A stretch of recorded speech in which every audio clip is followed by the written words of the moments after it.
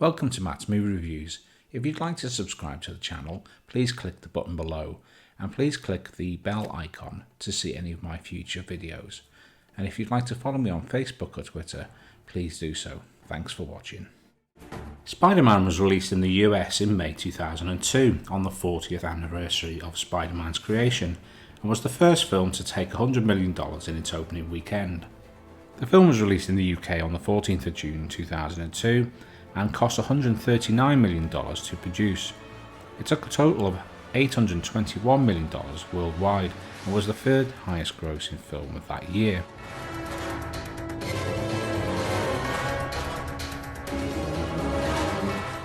Directed by Sam Raimi, he was famous for his work on the Evil Dead series and of course his first studio film, Darkman.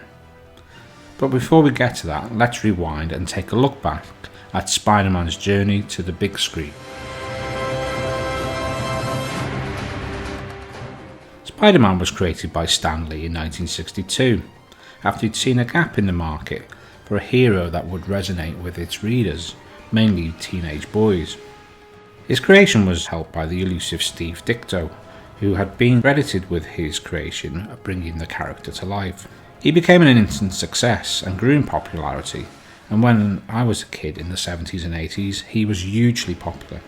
Most of us grew up with the cartoon that was produced by ABC in 1967 and was produced in Canada and ran for 3 seasons and produced the now synonymous with the character Spider-Man.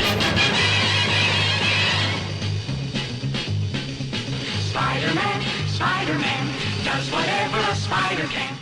Produced in 1977 to 1979, we got the CBS version of the character, The Amazing Spider-Man, starring Nicholas Hammond, which was cancelled after its second season and just after 13 episodes.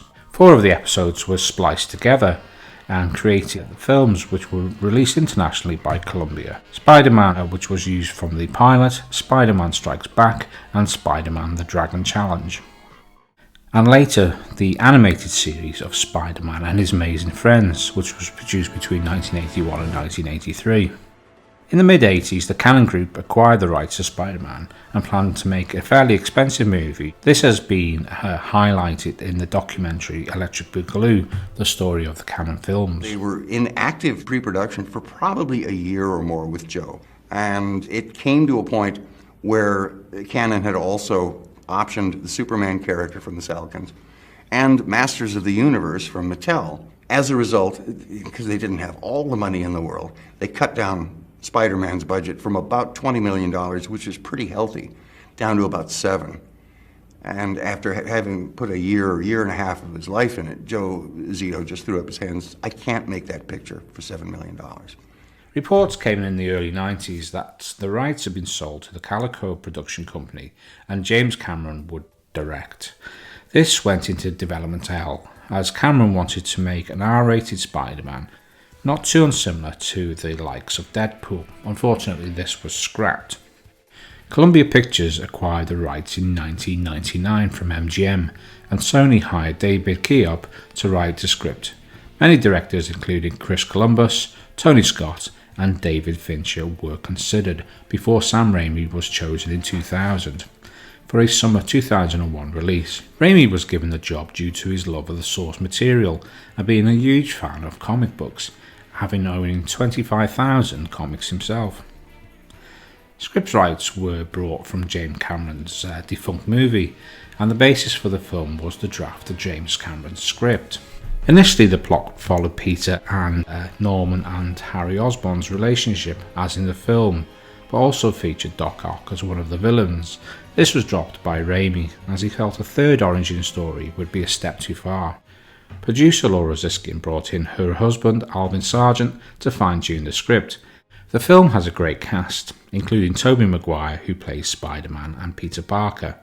Maguire was in his early 20s at the time of filming, but he has a much younger look, so he's able to bring his acting experience as well as pulling off the role. Other actors such as Heath Ledger, Freddie Prinze Jr.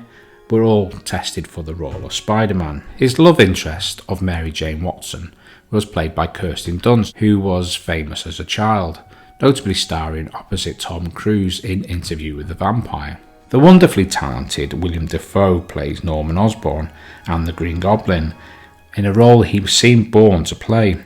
His son Harry Osborn and friend to Peter Parker is played by James Franco, who had auditioned for the role of Peter.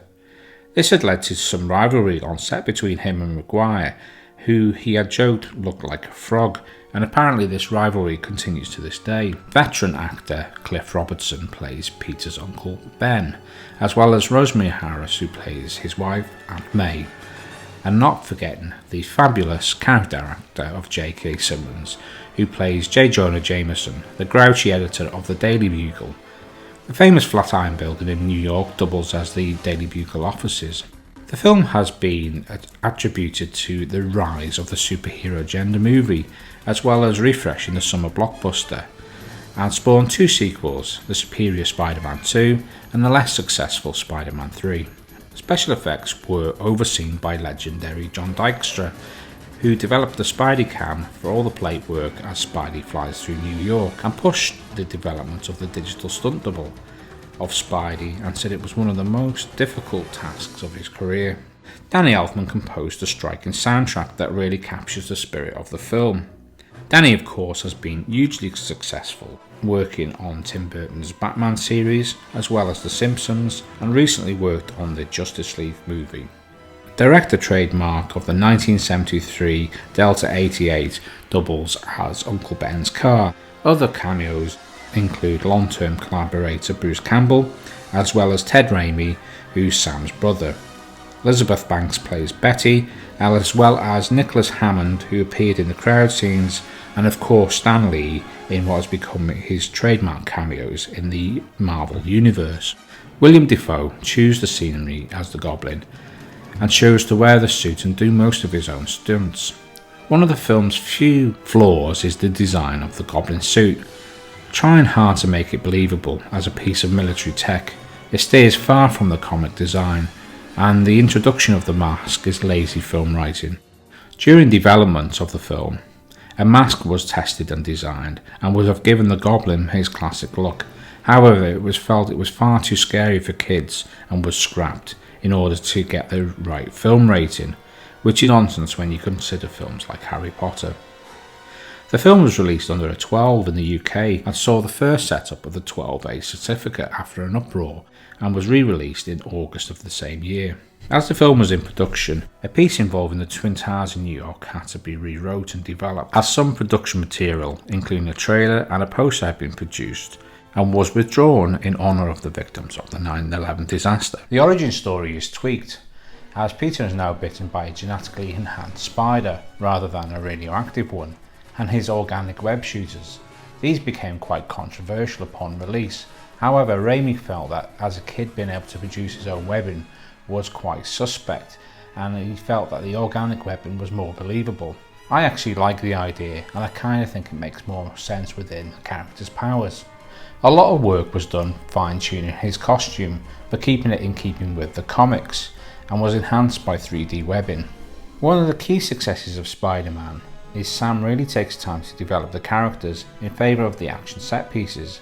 That's not to say there isn't plenty of action, just that when they come around you actually care about the characters. When fate comes around that pushes Peter to use his powers after the death of his Uncle Ben, where the message is great power comes great responsibility, and the impact on Peter and May's life together are some of the film's best moments. I particularly love the scenes where Peter uses his power for the first time and comes running home like a child. Although New York is Spider-Man's home, only a small amount of the location film was done there, and most of the film was done in LA. Saying that though, the footage that is obtained of New York is glorious and really shows the city in its best light. As a homage to the atrocities of 9/11, the scene where the New Yorkers battle the Goblin to help Spider-Man were put in to show the solidarity of the New York spirit. As I said previously, one of the film's strengths is its focus on character and the story arc of Peter's journey. The film balances this with great action set pieces and is mistakable a Sam Raimi film, balancing humour with cut pieces and quieter moments, which are very emotional. The Goblin's costume resembles a Power Ranger look and could have been made so much better. There are a few scenes that remind me of Darkman, and the film has very few flaws. Although some of the effects were groundbreaking, there are a few ropey effect shots, especially during the parade in Times Square, although the shot with Peter catching the food with MJ was actually done all in camera. Saying that, the film really leaves you wanting more, and that is the perfect setup for the superior sequel. Unfortunately, due to the poor success of Spider-Man 3 and Raimi falling out with the studio, this led to the rushed Andrew Garfield's The Amazing Spider-Man. Now, unfortunately, since Sony have let Marvel Studios have the rights back to Spider-Man, we now have a third actor playing Spidey and a third origin story. This fits in more with the Marvel Universe. One of the reasons why Stan Lee created Spidey as a teenager was to call to the fans of the comic, and that he was unique in the fact that, unlike his peers like Robin, also a teenager, didn't need Batman to guide him. Unfortunately, this has been forgotten as Iron Man now serves as his mentor, and I believe this takes away from the central character's true origin. And with the release of Into the Spider-Verse, we will have multiple incarnations of Spidey, and I fear that this movie, that was responsible for the rise of the comic heroes in the 2000s, will be forgotten. Dare I say, wanting to keep making money off the character, as it is the king of superhero movies in the noughties and should not be overlooked. It's a true comic book movie, directed by a true comic book fan, and leaves you wanting more. As ever, thank you for watching, and please follow me on Twitter and Facebook. Please subscribe to me here on YouTube, and think about supporting the channel on Patreon, and I'll speak to you guys soon. And once again, thanks for watching.